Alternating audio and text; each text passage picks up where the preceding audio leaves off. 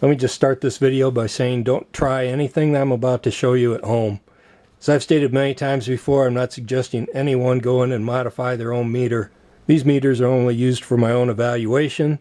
I never use these on any kind of high energy source. The most energy they're ever exposed to is off of my small surge generators. If you're working with a high energy source or you need a meter that meets the EMC standards, just buy a meter that meets it and has been certified to meet it. And with that said, I hope you enjoy the video. Hello again. You can see I purchased another meter. This is a UT61E.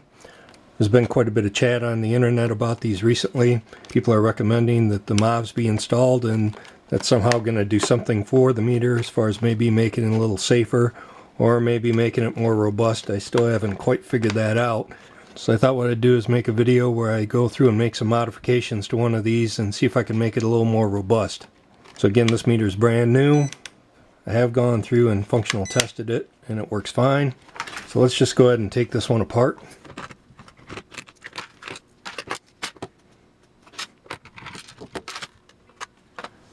The meter on the left is the one that 5KY had shipped to me.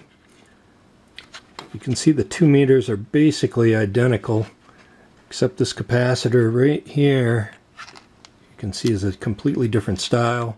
We can see on this board it's in parallel with another capacitor, and on this one it just solders straight into the board. Other than that, the two look to be the same. Obviously the one on the right's in quite a bit better shape. This is looking at the GS model. This is sold in Europe. This is a high-res picture that somebody placed on the internet, and we can see there's some differences. First of all, the MOVs are installed. Notice that the circuit board itself is marked SG. You would think that that would designate a spark gap, but it appears that they've gone ahead and installed MOVs. And of course, if we compare that with the new meter, there are no MOVs installed. Next thing we'll notice is that the PTCs themselves are a little different. It almost looks like they're a little bit larger body size, but the color is definitely different. You can see these are all green, where these are a gray color. You'll notice it has a much larger fuse. And that's for both the small 500 milliamp one as well as the 10 amp one. You can see it has the placeholder here for the larger fuse. They've just opted out of that. One thing that is quite interesting about this particular meter, you can see Q5 and Q6 are a small 3-pin device. You can see on the new style meter, those two transistors are quite a bit different. This is probably actually a later revision. Looks like the diodes here, these are an M7. It's still an M7 with the new board. Looking at the large body diodes up here, D1A and D3A. These appear to be identical. Those are basically the differences between the meters from what I can see. One of the biggest problems I've seen with the UNI-Ts is that they'll fail the ESD testing that I do. I'm just using a little grill starter here. This is nothing like what the real IEC standard would call for. I even purchased one of the high-end UNI-Ts. This is the UT181. And this meter again failed ESD with one hit. And we're talking about this meter here is about $300 US. These are typically in the $50 range. I could understand a meter like this maybe not passing, but yeah, I don't think there's any excuse for this not passing. So I think if we're going to modify this, we're going to look at these split connectors that they're using as well. Maybe get rid of those. This is a very nice socket. This came out of one of the other meters that had damaged. You can see it's a nice machine part. If you look at the height of this, it's pretty much identical to what's being used on that UNI-T right now. So I think what I'm going to do is replace all four of these with this type of connector. At least that'll improve the connection interface on it. I think to put the large HSR fuse in here, I've got a couple of different fuse holders. There's this type where it just basically passes through, and then I have the type that lock. And I think what I'm going to do is replace this with the locking type. Alright, you can see I've gone ahead and I've moved this side of the fuse holder. I've removed the other fuse holder, and I've removed all four connectors.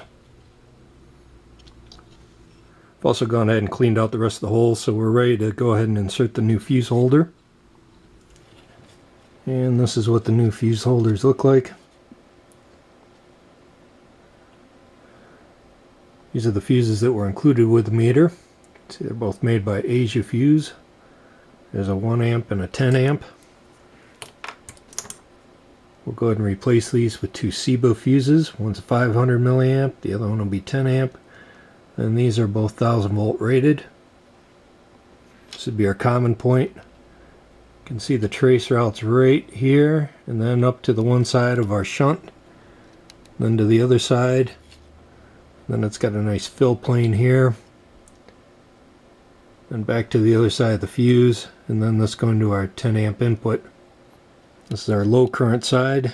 We can see you've got a slit cutaway here, and there's basically nothing in between layers right here coming to this side of the fuse.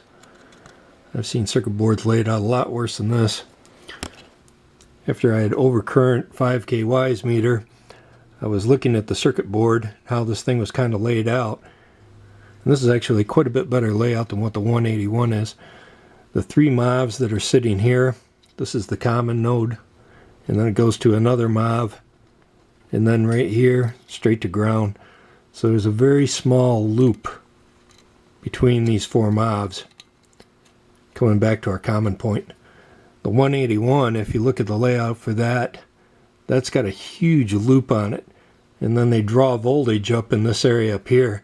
It's a very bad layout for any kind of high frequency transients that would get into this thing. Okay, so I've gone ahead and made up the four new connectors. This is what they look like. You can see basically it's the same height. There used to be a nub on the back of the case, and that used to fit down inside of this. And so what I've done is I've taken the Dremel with this little face cutter here, and I've gone ahead and I've cut these all down a little bit, and that's to allow for the clearance for the new connectors. And you can see the one connector, I've cut this side off, and that's to allow access to this slot.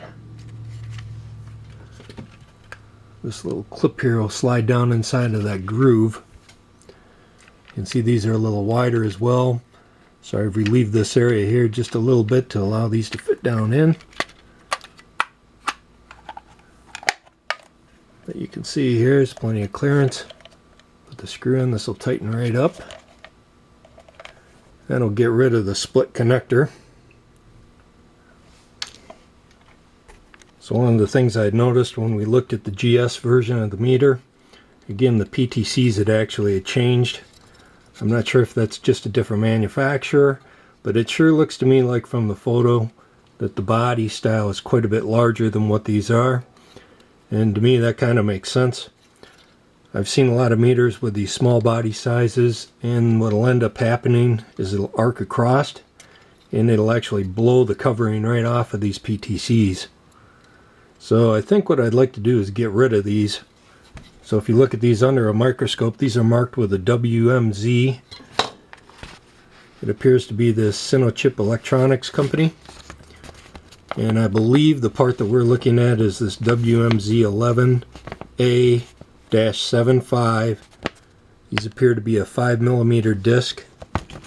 And then the value of these is around 1.2K. And they are an unformed lead. So I believe it's this guy here, this WMZ11A75A 152NU. So this is 1500 ohms plus minus 30%. So this has a withstand voltage at 800 volts.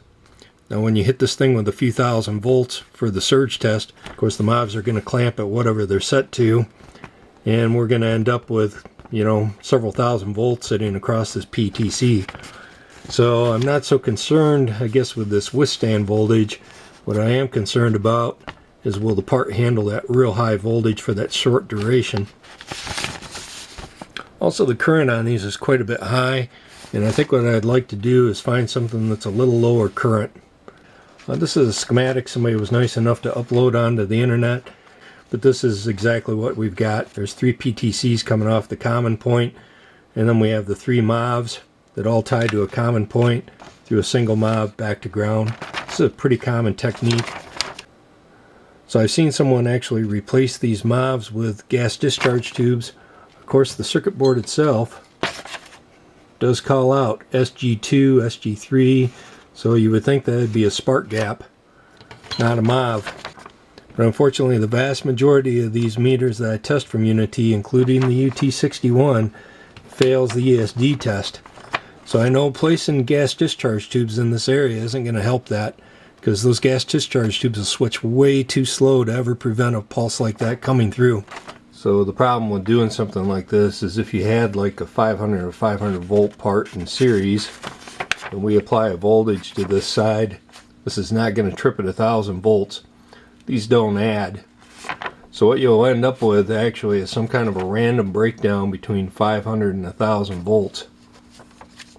If you look at the other videos that I made on the Hioki, for example, and there was an Agilent meter that used the GDTs, on those circuits there's always a single GDT going to the return path.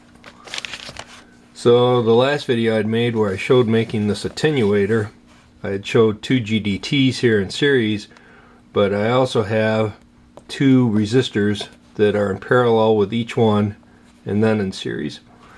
And that way I can get these two to kind of share the voltage across them and get them to fire evenly. This is a fairly common practice, or you can just buy a single GDT. I had forgotten I had ran this across the transient generator at one time, but you can see right there, you see it's blown the encapsulation right off of it. So I'm pretty concerned if I leave these parts in, that meter still isn't going to pass. Once this thing would arc over, all that energy is going to feed straight into the MOV. Then you've got the inductance of the circuits and whatnot, and yeah, I could see that thing getting damaged still. I've gone ahead and I'd pulled out the old PTCs out of the new meter, and my plan is to replace them. And again, this is the part that I believe that's in there. It's interesting that they talk about this thing's application being for electronic ballast, energy saving lights. Switch life can be 100,000 cycles. Anyway, I'm a little concerned again about this 5mm spacing. I'm looking for another part to replace this. The best one I came up with so far, unfortunately I'm not having good luck finding a distributor here in the US. Notice though, this is a UL approved device. One of the applications, digital multimeters. So the part that I'm looking at is this SCD102 ARNF. You can see right off the bat it's a 9mm diameter and it's 6.5 millimeters across. So this part is quite a bit larger than the original parts that are in here. Again, these are a 5mm disc. So the new part is actually wider across than this thing is in diameter. So we can see this is a 1000 ohm device instead of a like 1200 ohm or so. But the tolerance on the original part is quite wide. These meters, I don't think it's going to be a problem anyway. You can see the UT61E uses potentiometers for all the adjustments. But we also notice here it's a 1000 volt AC rated part. You can also see the trip currents are quite a bit lower. These are at 25 milliamps. Hold current on this thing is 10 milliamps. So much lower. That's more in line with what I would expect to see in a multimeter anyway. So what I'm going to do is hunt around. I'll see if I can get a better PTC to go into this meter, and we'll swap them out and we'll see what we can come up with for the MOV in the meantime. I spent a fair amount of time trying to find a distributor for this Shanghai weigh-in. Unfortunately, I'm not sure I'm going to be able to get those parts.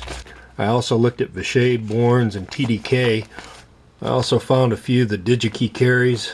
I think what I'm going to do, the parts are cheap enough. I'm going to order a few different ones and we'll just give them a try, and then we'll decide what to put inside the meter. The other thing, when I was looking at this meter, one of the problems, you can see this last PTC, there's no gap for this. So I'm not so sure like cutting the circuit board here is a good idea, because there really isn't a whole lot holding this in at this point. So I think what I'm going to do is take our Corona dope and I'll just cover up the leads in this area here and go around the base of the leads up in here, and hopefully that'll prevent any kind of a breakdown. Finally figured out what the GS is using for a MOV, and it appears to be an 07D751. So this is the DC column here. So the part is rated for 620 volts DC, and this is the AC RMS number, or 460 volts. I'm almost wondering if it wouldn't be better to tighten this up a little bit. The meter's only rated for 1000 volts DC. I think what I'm going to do is buy the 620 ones, the 680 ones, and the 750 ones. I also found the schematic online for the meter. They show it as a UT61E. Unfortunately, this is not the revision of the circuit board that I've got. This is the volt ohm input, and we can see it's shown as a resistor here, so it only has the 2 PTCs. And also, this arrangement here is not correct. So again, looking at 5KY's original meter that he had sent me. So these are the repairs I've done. You can see I've added a jumper here. Again, this was from my overcurrent test. And I've also added a jumper across where it's opened here and here. So why do this? Well, I want to show you how this board is actually routed. Again, this is the lower leg of the MOV, and that's tied right to this plane. What's interesting is you can see how it jumps across here and it goes to the lower side of the shunt. And then we pick up 2 different ground traces. And we can see the larger of the 2 goes up to the main plane here. So this area here, this whole fill, this is all ground up to this point here. This is ground. This section here, this is all ground. So the reason I bring that up is when I look at the loop, again, where the current should be flowing, it would be going through these PTCs, through the 3 MOVs here, through this single MOV, right back to this ground. So that's our loop. But our common point for the rest of the meter is derived over here. So this is outside of this loop. So if you go back and look at when I damaged this meter first, just applying the static discharge, the meter was actually still kind of quasi-functioning. I didn't post the rest of the video when I looked at this. Obviously I spent a fair amount of time with this meter. So the ohms mode on this meter was actually reading like 20 mega ohms when it was unopened. So this is our volt ohm input, and this goes through this first PTC, and this should be like 1.2K. We can see the trace here where this continues on up and it goes to this via, and then it goes to pin 1, I guess, of this large resistor divider network. So if we check across this first leg, this should read about 10 mega ohms.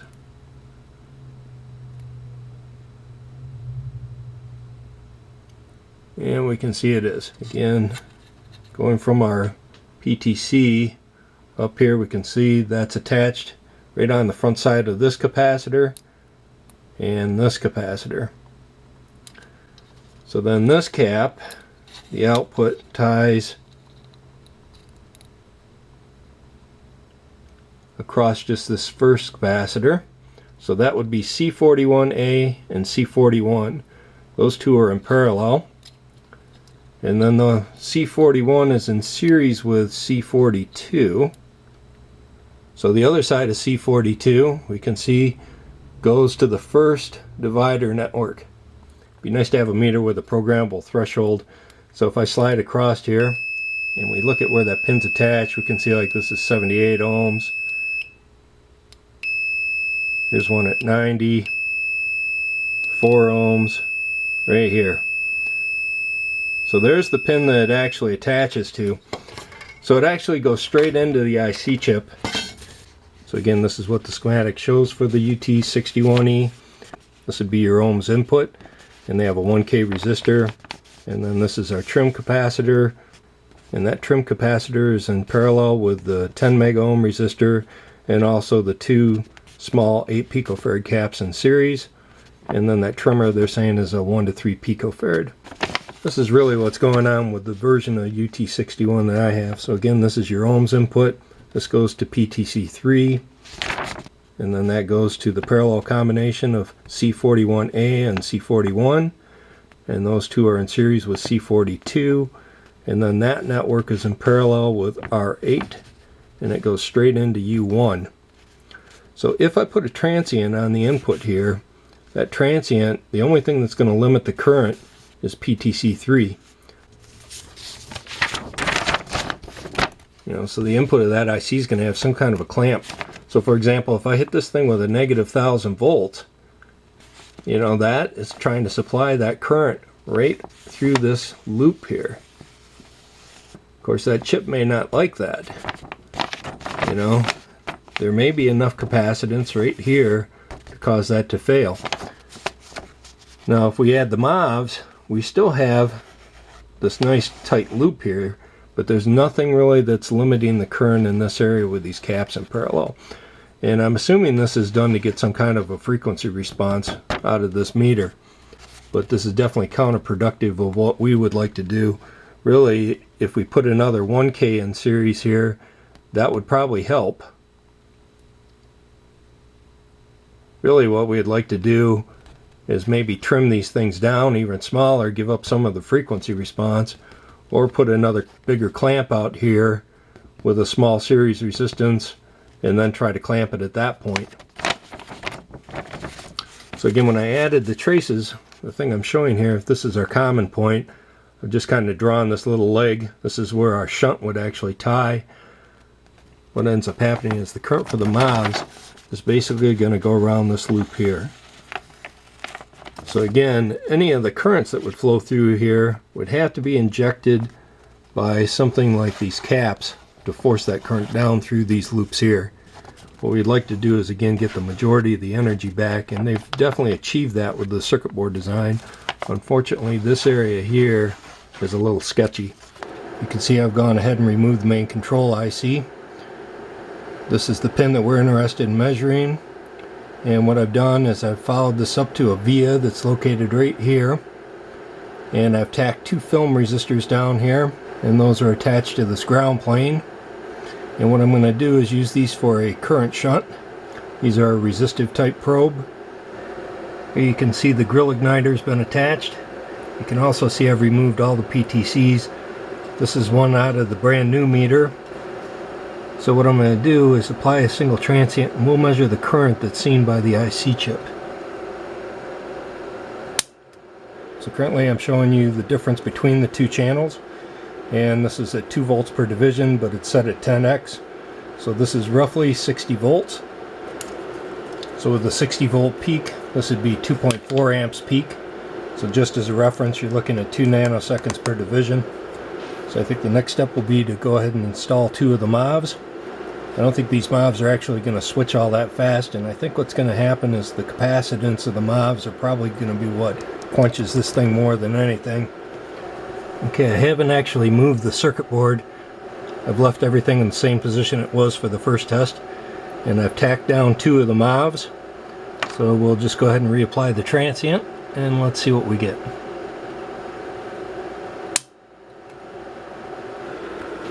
As you can see now, we're roughly 2.5 divisions or 50 volts peak. Again, with a 25 ohm shunt, that's 2 amps. So it has some effect, but very minimal.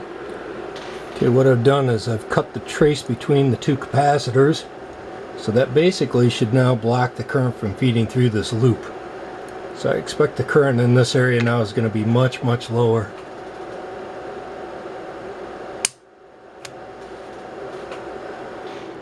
And currently, again, this is 20 volts per division. So basically, we're down in the noise of this thing. So it does appear that those 3 capacitors are where the current is coming from, which makes sense.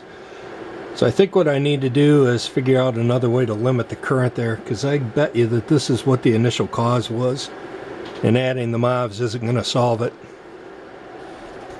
You may be curious why I'm focusing on this one particular pin. Obviously there's 3 different input circuits. That's why we have the 3 different MOVs here with the 3 different PTCs. But if you trace out the circuit board, what you're going to find is these 2 transistors here are a high-speed clamp, and those protect the one circuit, and then there's 2 transistors here at the tip of my finger that protect the other circuit. So the problem is, you can see obviously I've scorched these. These 2 transistors here are still fine. What I've done is I actually subjected this meter to that half cycle line simulator, and I blew the crap out of this area here. I didn't make a video of that at the time because I didn't really think anybody would have any interest in watching it. But the thing to keep in mind is, you know, of course this meter didn't have any MOVs installed at the time. So I think with these lower frequency transients like that, the MOVs in combination with the PTC would have protected those. So my first concern with this meter is to get it to pass that ESD test. And by the looks of it, these MOVs aren't going to do anything for that. So let's have a look at the data sheet. You can see note 1 on the bottom of page 33. It reads, most of the pins are protected by the ESD protection circuits. However, pins V+, V-, analog ground, digital ground, and VR1 are not protected enough. So again, looking at the schematic that we have, this first PTC, if we had a model for this, I'm sure it'd be a lot more complex than this, but we would have a resistor and a capacitor here, and that's in series with a bunch of capacitors that feed directly into this pin. So anything high frequency that I feed into this, like ESD, is going to blow right through to that VR1 pin, and it's right in the data sheet. You need to protect against this. And these MOVs, you can already see, are not going to be fast enough to protect that pin. I'd mentioned that I tested the meter when I first received it. This is some of the data that I collected from it. One of the first things I did was measure the 3 dB point. So what I saw is it peaks up at about 154 kilohertz. It almost reaches 3 dB above the norm, and then it slowly starts rolling off at about 223 kilohertz. So you'll get something that's kind of flat, and then it'll creep up, and then it'll drop. This is looking at the over voltage selection, and this particular 61E has this CE select strapped to digital ground. So that's partly why I'm looking at moving the MOVs down as well. It adds additional protection, and the meter's going to top off at a little over 1,000 volts anyway. Another feature this chipset has is a third order low pass filter. And I can tell you this is not enabled right now, but I'm wondering if I don't want to go ahead and enable this. I think what I'm going to do is just have to modify the meter, and we'll just see how the performance degrades, and then I'll decide what to do. If it still won't survive the ESD testing after the changes I make, there's really no point in continuing. Hopefully you can see this, but this is where I've cut the circuit board between the two capacitors, and I've added a small resistor. This is a 1K ohm, and it's a 1206 package. So let's just give it a hit, and we'll remeasure the current. Well, it looks pretty low, so let's have a look here. So this is still looking at 20 volts per division. So you can see we're now at about 38 volts. If you remember, the meter was initially at 60 volts peak. Adding the MOVs, we got down to 50 volts. And with this added resistor, it looks like about 38 volts. So it's an improvement, but not significant. So I received some new MOVs and PTCs the other day, and I've been playing around with different combinations, and I've come to the conclusion that it really doesn't matter. If I end up with a larger capacitance here for these MOVs, it's not going to help us. There's so much inductance in the leads of the MOVs and along the trace runs here. This loop basically becomes ineffective at these speeds. One way to solve this would be to put a capacitor right on the front end. They do make capacitors that are rated for AC line. I don't like the idea of doing that. Another thing that we could do is clamp right across the input pin here. The problem with that is, of course, this pin, like the data sheet had said, is very high impedance. This meter is capable of reading a 100 mega ohm resistor directly. So if you remember, I ran a test where I put a 1K resistor in here to try to limit the current. It was somewhat effective, but I think what I want to do is increase this, or just get rid of this whole network altogether. So I'm not sure what kind of fidelity we would have with just the 10 mega ohm resistor here. My guess is our AC response would just be horrible, but I'd just have to give it a try and see. But there would be an option. Again, these capacitors are quite small. We could end up putting like a 10K here up to maybe like a 1 meg, and just see what we end up with for frequency response, but that may be enough to limit the current in this area. Again, I'd cut the trace between the two capacitors. and I've gone ahead and installed a 20k ohm 1206 package. So let's just go ahead and we'll apply another transient and see what we get. So the scope is currently set for 500 millivolts per division. Again, this is 10x, so 5 volts per division. So we're looking at roughly 5 volts peak, or roughly 200 milliamps. So if we could get away with maybe even like a 1 meg resistor in series there, I think that's going to be the hot ticket. We'll just have to see how bad the AC response of the meter is. Okay, so again, this is looking at the test data that I'd collected. The minus 3 dB point of the stock meter was 223 kilohertz. If I remove the capacitors that are in the compensation leg, the 3 dB point goes all the way down to 4.1 kilohertz.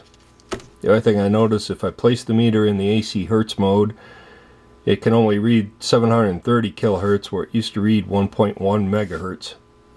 So this I'm not too concerned. It is a difference, but I'm sure a lot of people wouldn't like this continual roll off here all the way to 4 kilohertz. So what I'm looking at is using a 1 meg resistor. So this will have the 2 capacitors. So you'll see C41 in series with our resistor, and then C42. So again, I'm just cutting the trace there, and I'm going to place our resistor there, and this is going to be a 1 meg resistor.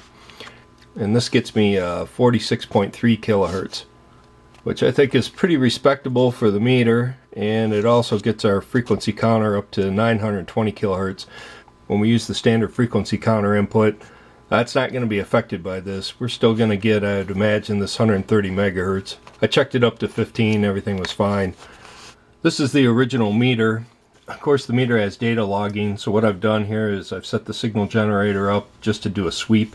So this is a linear sweep from 10 hertz to 300 kilohertz.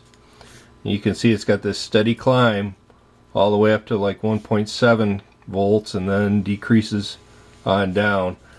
So our 3 dB point is like in this area here. So this is our 223 kilohertz. You can see this thing actually peaks up almost 3 dB before it starts coming back down. So this is the response after I've made the mods.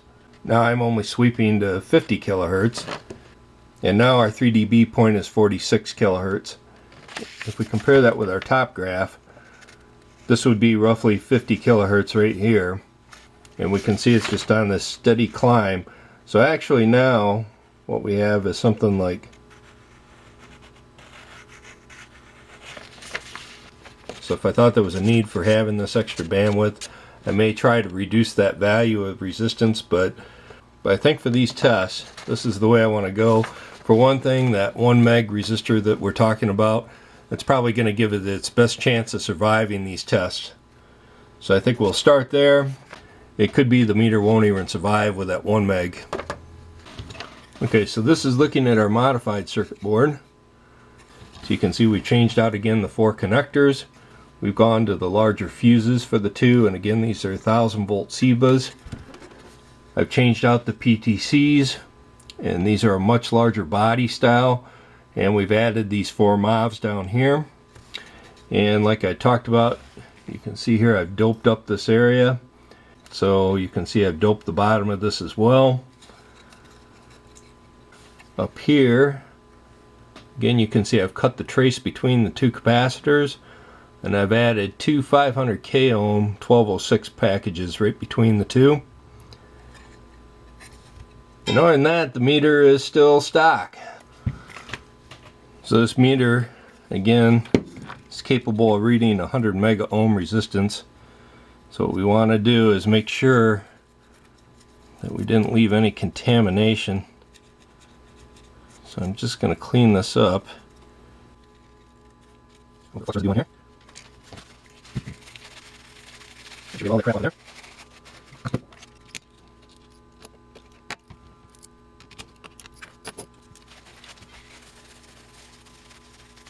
Let's use it clean. That's pretty good. Okay, just want to make sure that everything is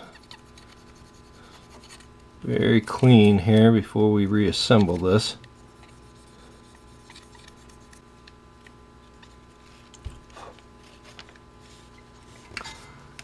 looks pretty good. Go ahead and put her back in the case.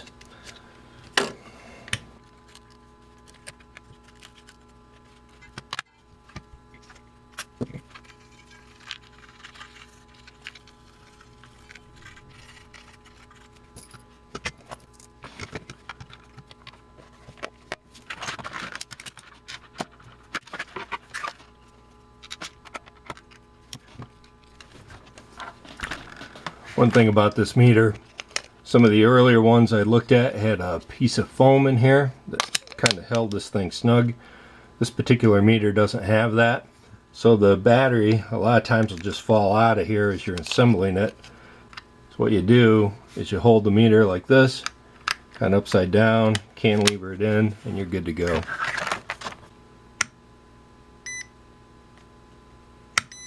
And there we have it.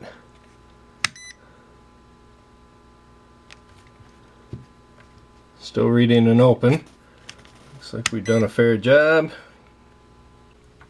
Alright, the first thing we're going to do is check this thing for alignment. So we'll just place it in the ohms mode, and we'll start with our 0.5 ohm resistor. This is with 1 ohm, 50 ohms, 100 ohms, 1K, 10K, 100K, 1 meg, 10 meg, 100 meg. It's your continuity mode. So this is looking at diode check. There's a short, and there's a single diode, 2 diodes, and unfortunately this meter can't read 3 diodes in series. So this will be 150 picofarads.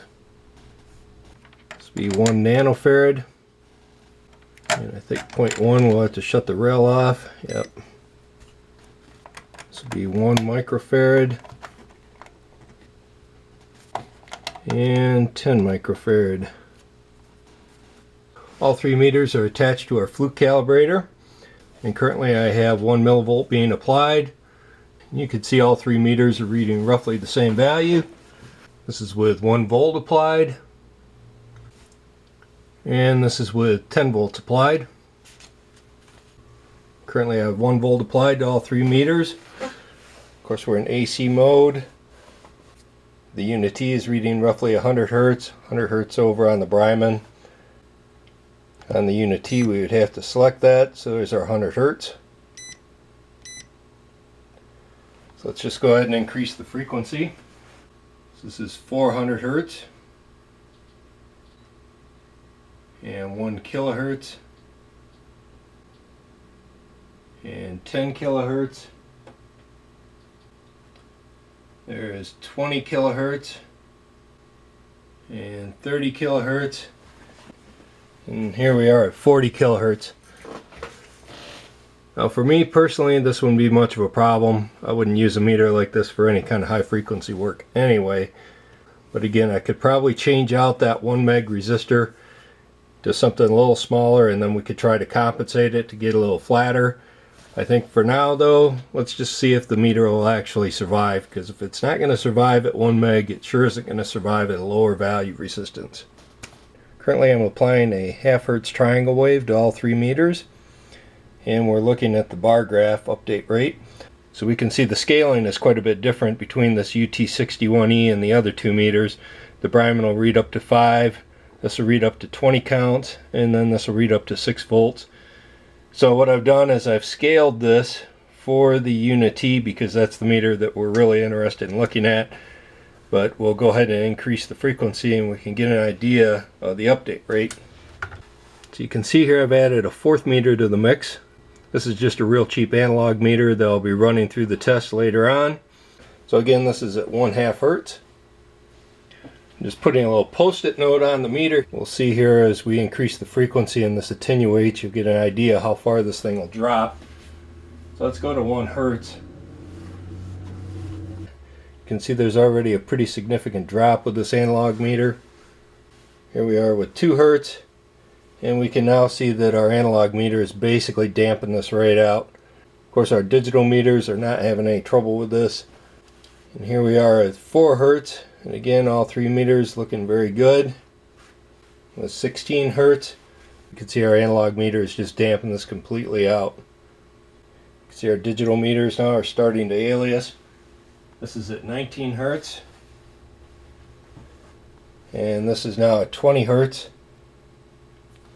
So as we start to take the frequency up, I expect that's going to start to slowly start moving on both those meters again. Yep. So again, just the aliasing effect. You can see how fast the update is on the Bryman though. So not too bad on this UT61. If you go back and look at some of the videos I've done, some of these meters have had very poor update rates for the bar graph. All three meters now are attached to our high voltage power supply, and we'll just go ahead and start increasing this a little bit. There's roughly 53 volts. This is 160 volts roughly. 251 volts. 380. 740, and this is the top end of our power supply, so roughly 982 volts. Again, this meter won't start clamping until quite a bit higher than this. Okay, so I'm now driving the meters with 60 Hertz, and again this is a square wave. And what I'm going to do now is vary the DC offset.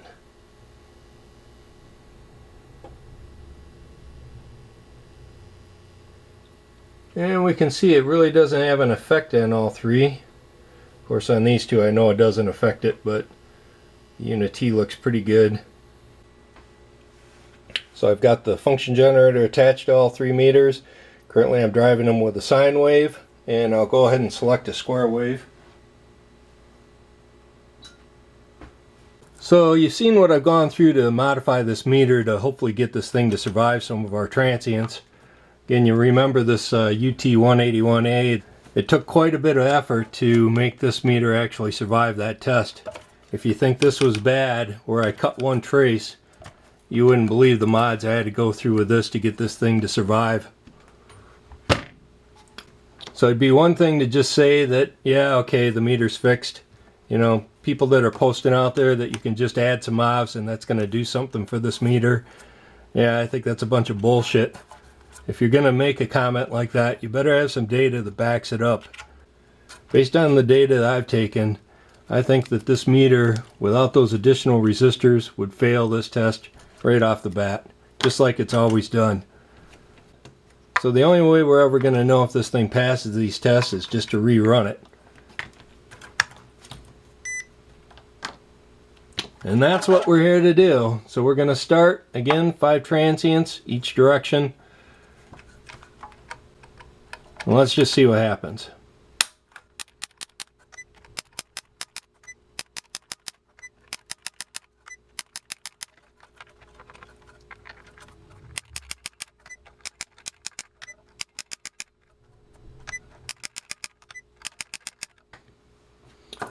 Okay, we'll go ahead and functional test it. It looks promising. So that's in ohms mode. 5kWs meter started leaking right after this test. So let's just try it. This is with a 10 mega ohm resistor. So I'll just run through some of the tests with this, and let's just make sure all the rest of the modes work. So that's a half an ohm, 1 ohm, 50 ohms, 100 ohms, 1K, 10K, 100K, 1 meg. Looks real good. Yeah, it's roughly the same value I'd read before. So open, this thing was reading 264 on the bench. Again, you can see it doesn't take much to upset this. We'll just hit our rel. This will be 150 picofarads and 1 nanofarad. Take it out of rel. This will be 0.1 microfarad. Looks real good. And again, a microfarad. Looks good. And 10 microfarads. Looks good. Continuity test, works fine. And diode check again, dead short, looks good. And single diode, 2 diodes, of course it's not going to read 3. And again, this is with our fluke calibrator attached, so this is 1 millivolt.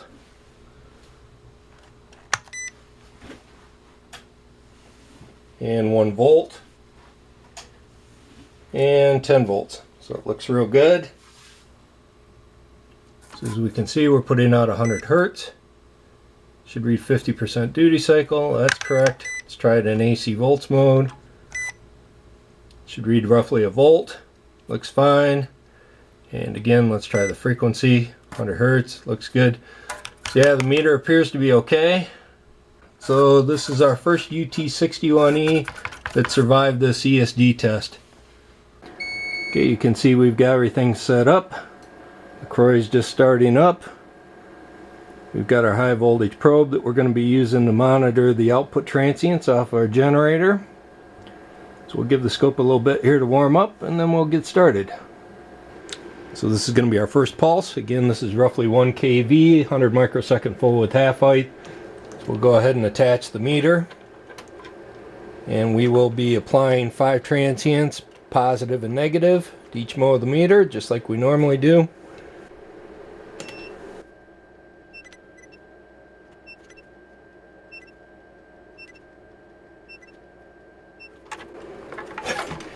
Those new connectors are really a tight fit. It's a nice setup.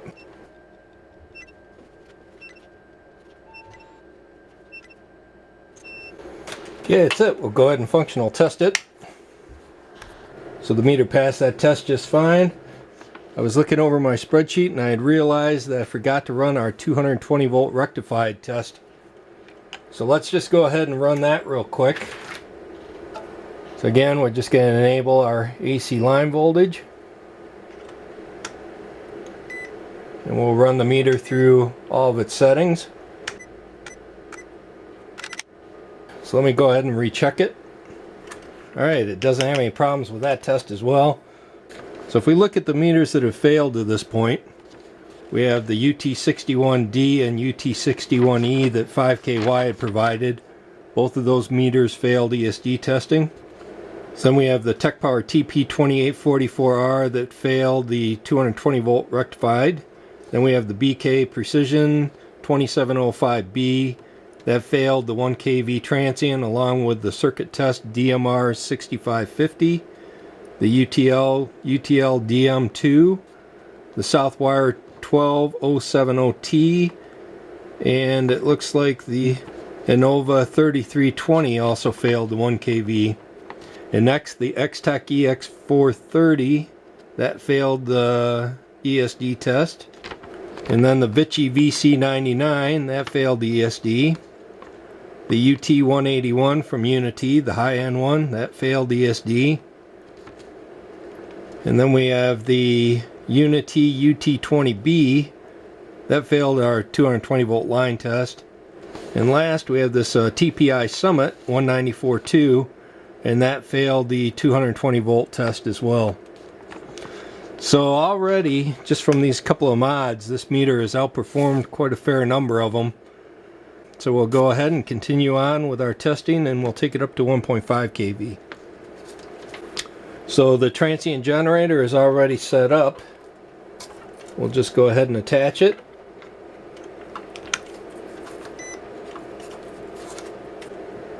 This is the first time a UNI-T UT61 has ever seen this test.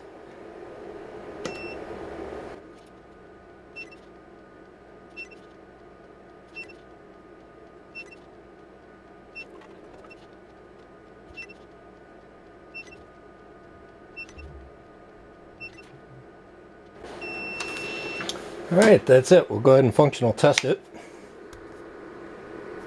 So the meter passed that test just fine. So again, if we look at what meters had failed that 1.5 kV test, that's going to be the Amprobe AM530, the TechPower TP40, and the Fluke 87V. Oh, and also down here, the Victor VC921. So it's definitely holding its own. I'd almost forgot too, I thought a few of you may want to see the current input on this. Of course we did put the new fuses in. So we're going to start out, this will be the 10 amp input, and I've just got it wired in series here with the Bryman. So that's 281 milliamps or so. It's roughly 2 amps and 3 amps. They look pretty good. It's at 5 amps.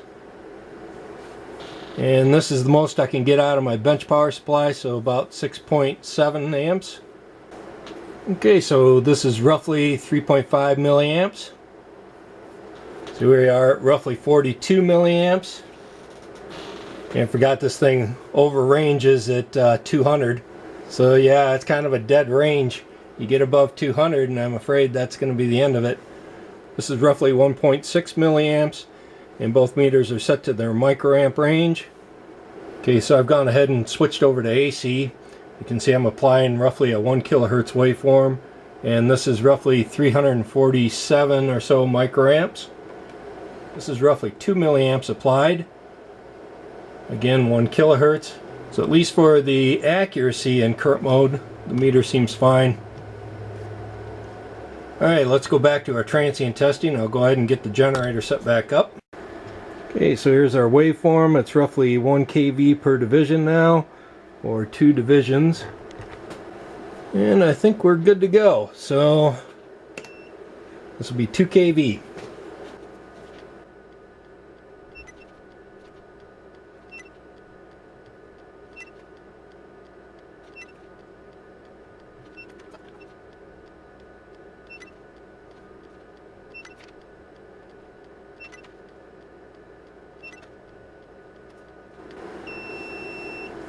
Alright, that's it. We'll go ahead and functional test it. Alright, it passes functional just fine. So the only meter that failed that 2 kV test was the Klein MM2000. So not too bad. What I'm going to do is I'm going to skip the 2.5 kV test and I'm going to go straight to 3 kV. Here we go.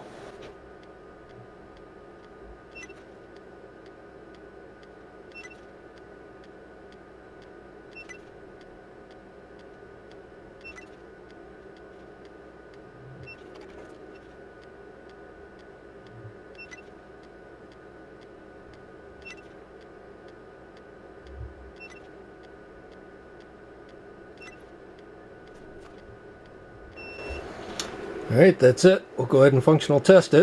The farthest UNI-T UT61Es ever made it. So at 3 kV I didn't have any meters fail, but my friend Chris's Greenlee DM20 that he gave me failed at 2.5 kV.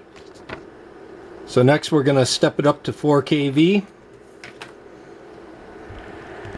See, the generator's already set up. It's 2 kV per division.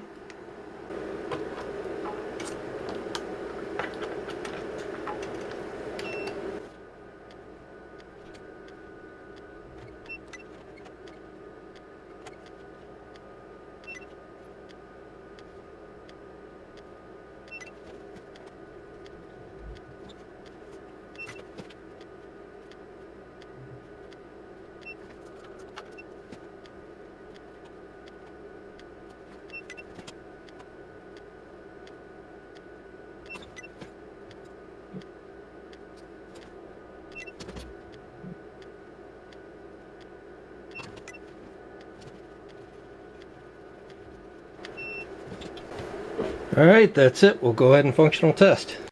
Unfortunately, we've damaged the meter. That's still pretty good, 4 kV, so the only meter that had failed at 4 kV was the UNI-T UT10E. There were not a whole lot of meters that actually survived to the top end of what this generator could put out. So what's exactly wrong with it? I'm not sure. You can see it's reading 3 ohms now. The millivolt range doesn't work. Capacitance range doesn't work. So I'll have a look at it and let's see if we can figure out what got damaged. So I've had a bit of a look. It appears both Q1 and Q8 are shorted now. I'm not too surprised. Like I said, This is one set of a clamp, and this set of diodes here makes up another clamp. And I was pretty sure the front end of this is now fairly well protected. We'll pull these two off and see if the meter starts working again.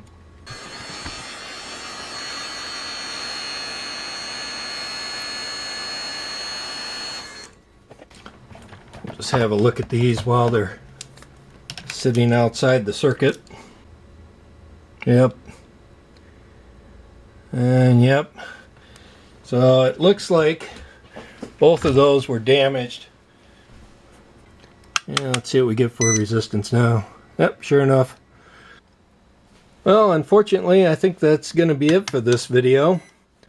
These are the two transistors here that had failed. I went ahead and looked those up. Those are marked D882, which is an NPN 3 amp device. I don't have anything here that I can use to replace these, so I'll have to order up a new set. You can see I've got it set to ohms right now, and I've got a 100 mega ohm resistor attached, and we're reading 99.5 mega ohms. So at least the resistance seems to work fine. This is with a 10 mega ohm resistor attached. The continuity check works fine now.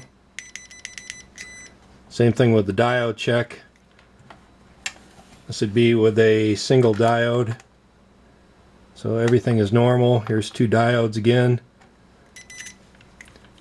And the other thing that did not work was the capacitance. And you can see its open circuit is now 220 puff again. So this is a 1 nanofarad cap. So everything is reading back to normal the way it should. Millivolts now works as well. So it appears there was no permanent damage done to the main controller, which is normally what happens, and then I'm unable to repair the meters.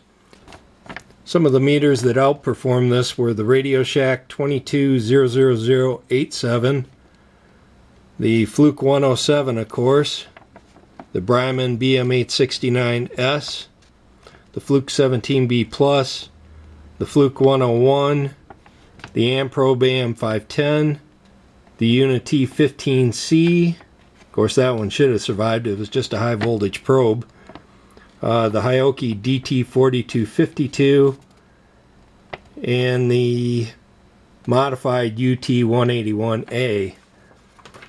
So there's not too many meters I've tested that have outperformed even what we've done with this today. So I'd like to welcome the new followers. If you're interested in seeing some of these meters tested to failure, this is definitely the channel to come to and watch it.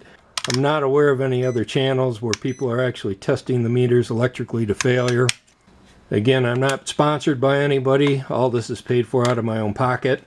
I'm not affiliated with any distributors or any of the companies who manufacture these meters. I don't really care about the price or the brand. I just want to know how they compare, so they all get tested the same way. Well, I think that's going to be it. Till the next meter. Later.